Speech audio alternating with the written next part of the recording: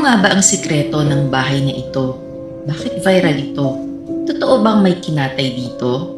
Hindi mo na kailangan mag-comment ng pasend. Dahil sa video na to, malalaman mo ang tunay na kwento sa likod ng larawang ito.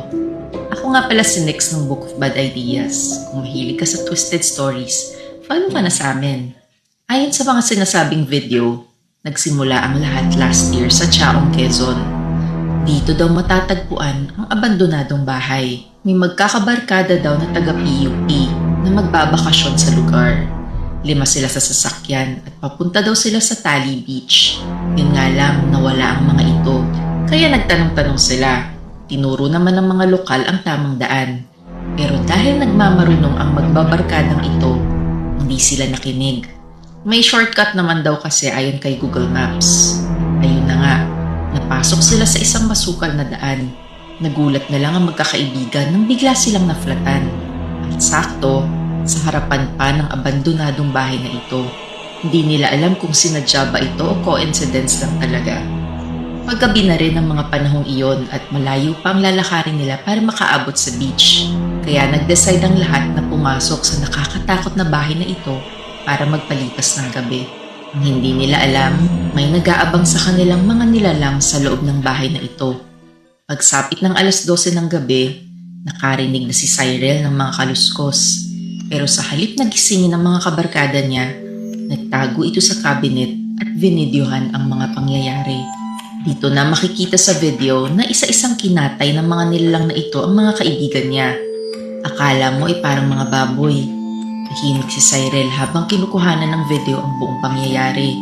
Hindi niya rin alam kung ano ba ang mga nilalang na ito. Mga aswang ba? Nang matapos ang pagkatay sa mga kaibigan niya, nakakita na ng pagkakataon na makatakas si Cyril. Pero nakita din siya ng mga ito at sinunod siyang kinatay. Hindi lumabas sa balita ang kahindik-hindik na krimen na ito. Naging missing persons lang sila. Ngunit kamakailan lang, merong isang lokal na nakakita ng cellphone ni Cyril na naiwan sa cabinet. At dito na napanood ang video ng naganap na krimen. In-upload niya ito kaya naging viral ang litrato ng bahay na ito. At yan mga buddies ang nakakatakot na kwento na galing raw sa video. Pero naniniwala ba kayo dito?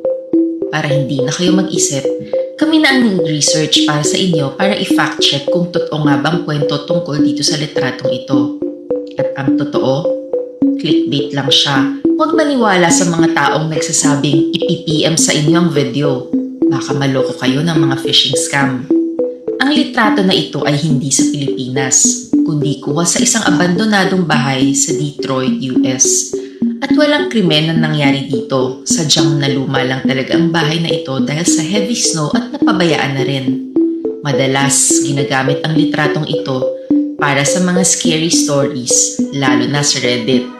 6 years ago, naging viral na yan. At ngayon, nagiging viral na naman ulit. Tiyan ang tunay na kwento sa litrato ng abandonadong bahay na yan. Hanggang sa muli mga buddies, kita-kits sa dilim.